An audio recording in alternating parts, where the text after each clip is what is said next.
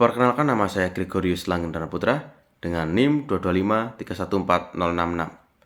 Pada kesempatan kali ini, saya akan menjawab menurut pandangan saya mengenai studi kasus perspektif dari Sarda et al.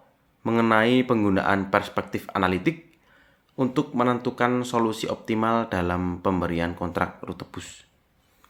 Pertanyaan pertama, keputusan apa yang dibuat dalam kasus tersebut?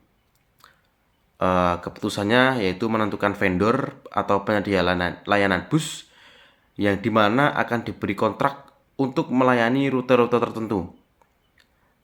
Adapun tujuannya yaitu yang pertama, memaksimalkan return on investment. Lalu yang kedua, memenuhi semua kebutuhan transportasi rute sekolah. Selanjutnya yang terakhir adalah meminimalkan biaya secara keseluruhan bagi distrik sekolah. Lalu lanjut ke pertanyaan yang kedua atau yang B, yaitu adalah data apa dalam kurung deskriptif dan atau prediktif yang dibutuhkan untuk membuat alokasi terbaik untuk kasus tersebut. Data yang dibutuhkan yang pertama adalah data deskriptif. Pertama adalah daftar vendor dan proposal dari mereka. Selanjutnya jumlah dan juga rincian rute yang tersedia. Lalu yang ketiga adalah biaya yang ditawarkan oleh masing-masing vendor untuk setiap rutenya. Lalu selanjutnya kapasitas vendor dalam menangani jumlah rute. Lalu batasan jumlah rute minimum atau maksimum dari setiap vendor. Dan yang terakhir adalah informasi finansial, stabilitas, dan kapabilitas masing-masing vendor. Lalu untuk data prediktifnya, saya menemukan dua. Yang pertama adalah proyeksi pertumbuhan jumlah siswa yang membutuhkan layanan transportasi. Lalu yang terakhir adalah estimasi kenaikan biaya operasional vendor di masa depan. Itu adalah jangka panjangnya.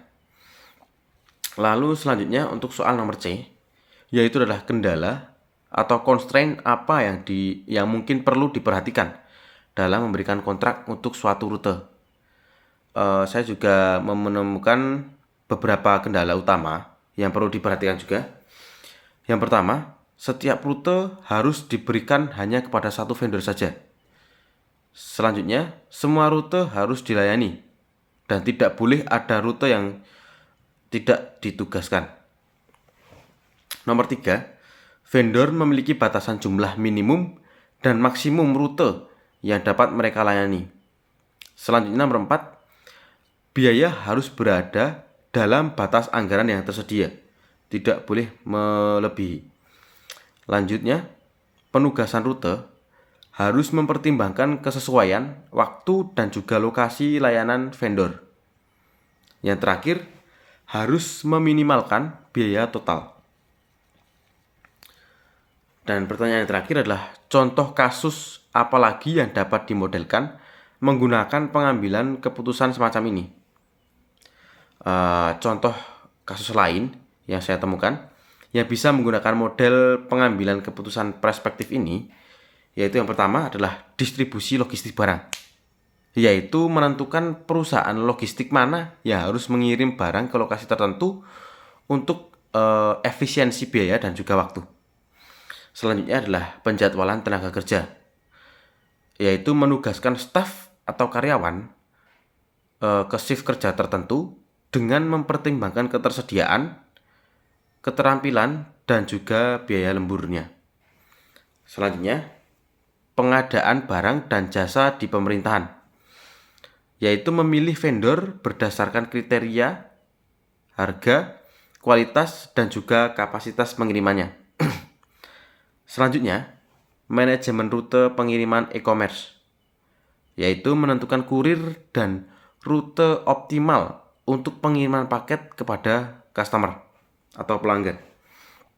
Dan yang terakhir adalah penempatan siswa ke sekolah, yaitu menugaskan siswa ke sekolah berdasarkan zonasi, kapasitas sekolah, dan preferensi siswa. Mungkin sekian dulu presentasi dari saya. Terima kasih.